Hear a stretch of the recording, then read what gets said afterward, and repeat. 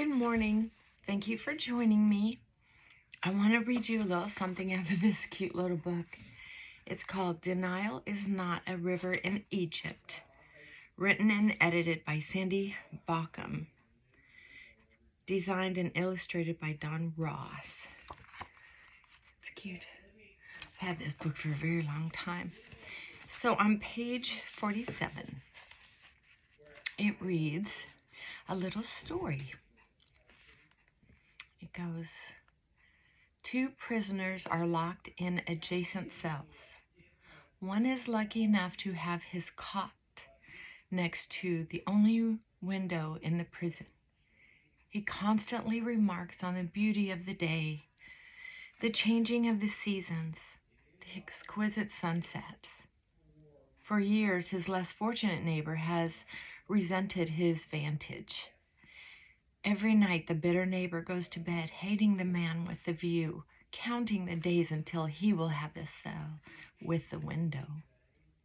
After many years, his wish comes true.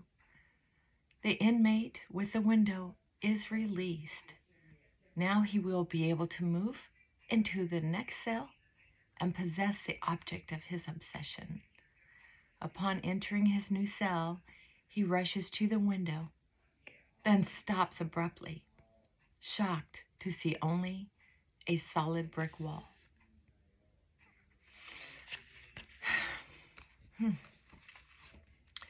You know, I brought that up because as a therapist, sometimes because of our education and life experiences, especially therapists who've actually had some trauma in their life or have traveled the world a little bit, and education can really benefit their clients so very much. Occasionally, I come across a client who, because they were forced into therapy by their boss or by a lover or by the law or a spouse or all of the above, they're not really invested. I find that people who are desperate, out of options, have tried everything they've already been able to try, who, as some used to say, hit bottom. It's hard for them to take advice, suggestions, options, willing to experiment. So kind of like that prisoner, they just resent that the therapist can have any kind of positive attitude, not like chipper, yee, all these choices kind of thing. But when you're feeling horrible, if the therapist doesn't get there with you kind of on that level first and help that client, patient feel really understood as much as possible. Because usually those of us who have had trauma, we don't want to take our therapist down with us. We just want to know that the therapist really cares, because you're used to whoever hurt you or whatever the world situation was. It just seems like it doesn't care. It doesn't care how you voted. It doesn't care how you invested. It just doesn't even see you. And at some point, you kind of get that.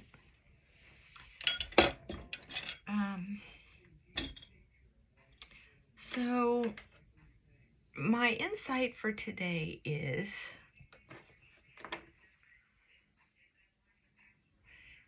to recognize that whether you're a therapist or a patient, a client, or just like most of us, an everyday Joe, it's not unusual to not learn from other people's experiences or feel hope or inspiration from someone else. It's normal to learn only through pain and suffering. How do I know? Trust me, I know.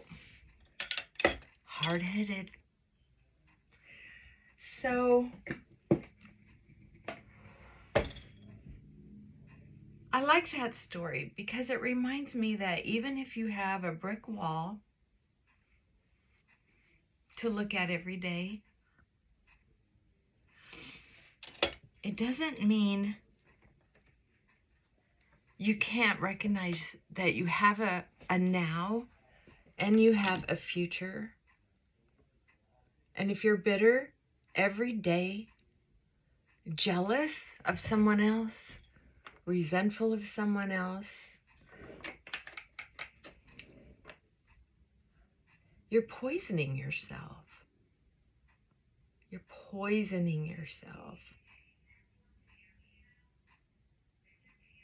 You know, why not live life as if you have a window in your cell?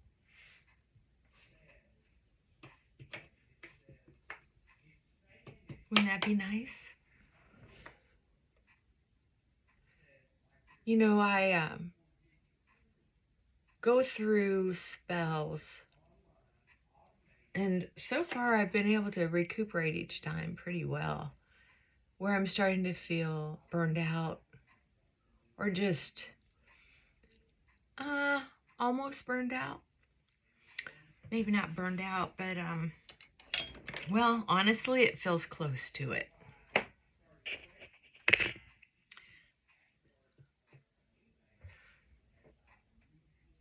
But I generally take that time out and rest. It happens most often when I'm kind of surrounded by negativity. Like, we'll say a couple of my favorite clients are hard to reach for some reason, or I accidentally mess up because I'm human and a client doesn't understand.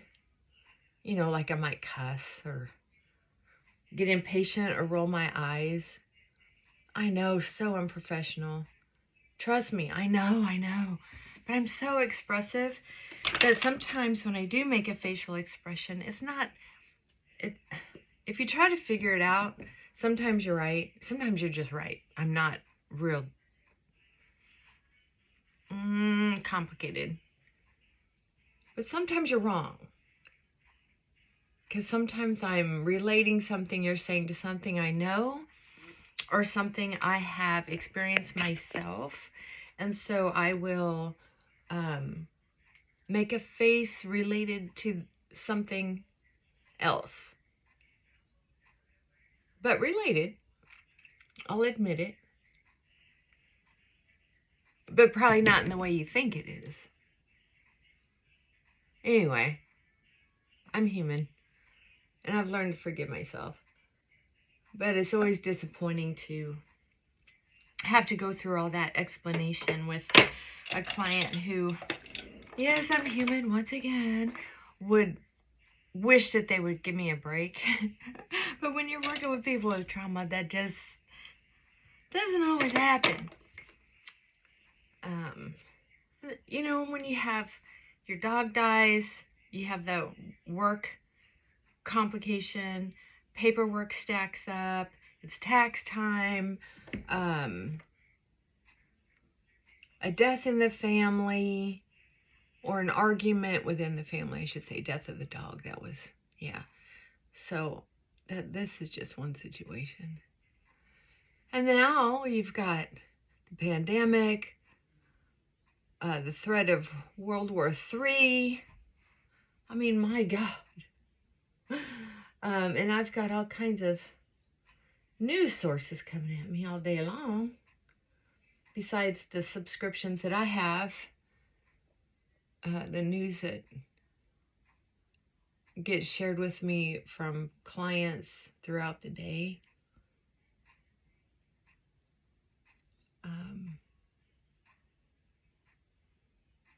So I spent some time on the sofa with the Hallmark Channel and decided to look out a beautiful window. Does that mean I'm not accepting the reality of what's going on in the world? No. It means that I love my life enough that I am going to pretend that everything is okay for a few days in a row, mourn, cry, and I did. Life will never, I was hoping we could negotiate, and there for a while I was even willing to fight. Physically fight. I got myself so worked up to save the way of life that I grew up with. Well, I've been convinced enough now that it just, that isn't possible. I mean, that math doesn't work. So I had to mourn. Give up, accept, mourn, which helped me let go of resentment, anger, the sickness of hope,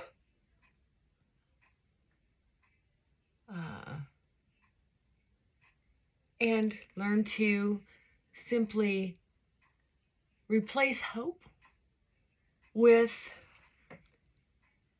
imagining a good life.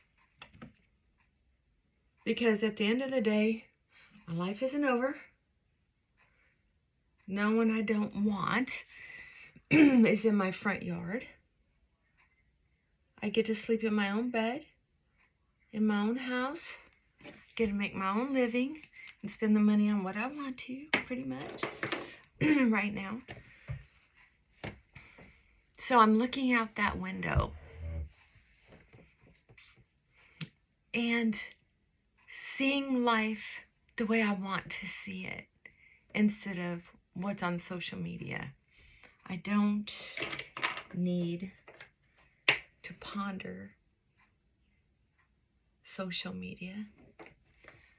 I don't need to ponder input from others. I can differentiate between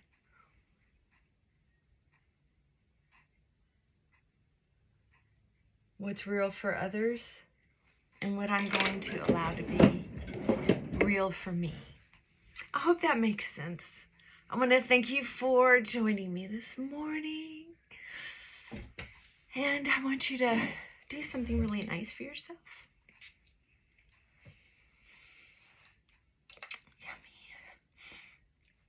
Yummy. Sip some yummy coffee. I'm going to go do my hair a little bit for work. I don't do much, trust me. I try to keep my morning as simple as possible, but I'll touch it up a little bit so it doesn't look too wild. We'll see. Anyway, I want you to have a lovely day.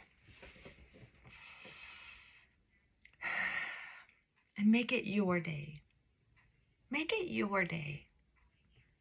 See you soon. Bye for now.